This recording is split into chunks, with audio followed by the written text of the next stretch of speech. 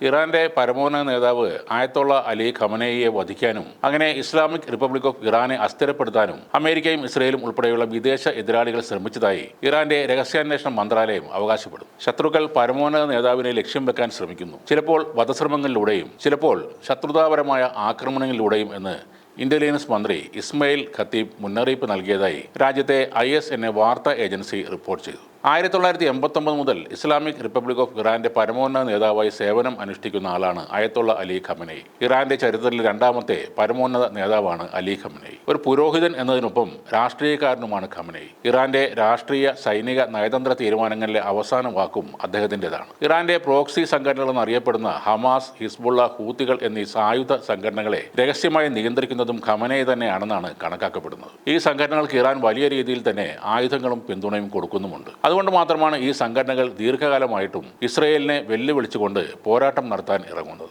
അതിനാൽ തന്നെ ഖമനേയിയെ ഇല്ലാതാക്കുക എന്നത് ഇസ്രയേലിന്റെ വളരെ കാലമായിട്ടുള്ള ലക്ഷ്യങ്ങളിൽ പ്രധാനമായ ഒന്നാണ്. ഇറാൻ ഒരു ഇസ്ലാമിക രാജ്യമായി കെട്ടുറപ്പോടെ നിലനിൽക്കുന്നതിന്റെ പിന്നിലെ ശക്തിയും ആയത്തുള്ള അലി ഖമനേയി തന്നെയാണ്. ഇറാന്റെ സൈന്യത്തെയും രാഷ്ട്രീയ നേതൃത്വത്തെയും ഒരേപോലെ നിയന്ത്രിക്കാൻ അദ്ദേഹത്തിന് കഴിയുന്നുണ്ട്. അങ്ങനെയുള്ള ഖമനേയിയെ ഇല്ലാതാക്കാൻ അമേരിക്കയുടെ പിന്തുണയോടെ ഇസ്രയേൽ നടത്തിയ നീക്കങ്ങളുടെ വിവരങ്ങളാണ് ഇറാൻ രഹസ്യാന്വേഷണ മന്ത്രാലയം ഇപ്പോൾ വെളിപ്പെടുത്തിയിരിക്കുന്നത്. ഇറാന്റെ ഇന്റലിജൻസ് മന്ത്രി ഇസ്മായിൽ ഖത്തീബ് ഇപ്പോൾ നടത്തിയ ഈ പരാമർശം ശ്രദ്ധേയമായി മാറുകയാണ്. ഏതെങ്കിലും ഒരു പ്രത്യേക സംഭവത്തെക്കുറിച്ചാണോ ഈ പരാമർശം എന്ന കാര്യം വ്യക്തമല്ല. എന്നാൽ വിദേശ ഗൂഢാലോചനകൾ പരമോന്നത നേതാവിന് നേരെ പലപ്പോഴും നടക്കുന്നുണ്ട് എന്ന് തന്നെയാണ് ഇറാനിയൻ ഉദ്യോഗസ്ഥരുടെ ആരോപണം. കഴിഞ്ഞ ജൂണിൽ ഇസ്രയേലും ഇറാനും തമ്മിൽ 12 ദിവസത്തെ സംഘർഷം നടക്കുന്നതിന് മുൻപ് ഇങ്ങനെയുള്ള വധശ്രമങ്ങൾ ഉണ്ടായിരുന്നില്ല. എന്നാൽ അതിനുശേഷം ഖമനേയിയുടെ ജീവന് നേരെയുള്ള ഭീഷണി വർദ്ധിച്ചിരിക്കുകയാണ് എന്നാണ് ഇറാന്റെ വാദം. ഇസ്രയേലിനെയും അമേരിക്കയെയും പ്രതിസ്ഥാനത്ത് നിർത്തിക്കൊണ്ട് തന്നെയായിരുന്നു ഇറാന്റെ ഈ പ്രസ്താവനകൾ. ഈ വർഷം ആദ്യം നടന്ന ഇറാൻ ഇസ്രയേൽ സംഘർഷത്തിൽ മുതിർന്ന ഇറാനിയൻ സൈനിക ഉദ്യോഗസ്ഥരെയും ആണവ ശാസ്ത്രജ്ഞരെയും അവരുടെ താമസ സ്ഥലങ്ങളെയും ലക്ഷ്യം വെച്ച്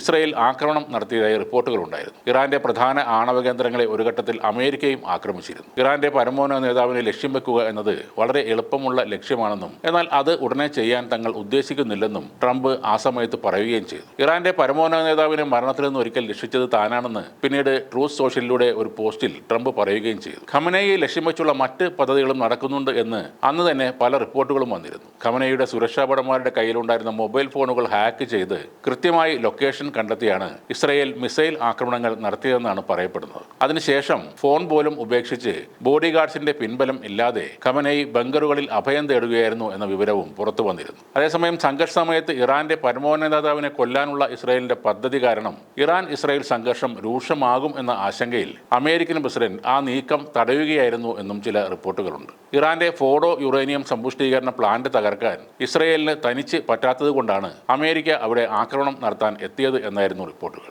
അതിന് പിന്നാലെ ഖത്തറിലെ അമേരിക്കൻ സേന താവളത്തിലേക്ക് ഇറാൻ മിസൈൽ തൊടുത്തിരുന്നു. യുദ്ധം തുറന്നുപോയാൽ സാഹചര്യം വഷളാകുമെന്ന് മനസ്സിലായ ട്രംപ് പിന്നീട് ഇസ്രയേലിനോട് ആക്രമണം നിർത്താൻ ആവശ്യപ്പെടുകയും ചെയ്തു. അമേരിക്കയും ഖമനേയിയെ ലക്ഷ്യം വെച്ചിരുന്നു എന്നും ഇറാൻ ഇന്റലിജൻസ് സംശയിക്കുന്നുണ്ട്. എന്തായാലും ആയത്തുള്ള അലി ഖമനേയിക്ക് ഒരു പോറൽ പോലും സംഭവിക്കരുതെന്ന് ഉറച്ച തീരുമാനം എടുത്ത് മുന്നോട്ട് പോവുകയാണ് ഇറാൻ പ്രസിഡന്റും ഇന്റലിജൻസ് ഏജൻസിയും അടക്കം ഇസ്രയേലിന്റെയും അമേരിക്കയുടെയും നീക്കങ്ങൾ സൂക്ഷ്മമായി ഇപ്പോൾ നിരീക്ഷിച്ചുകൊണ്ടിരിക്കുകയാണ്.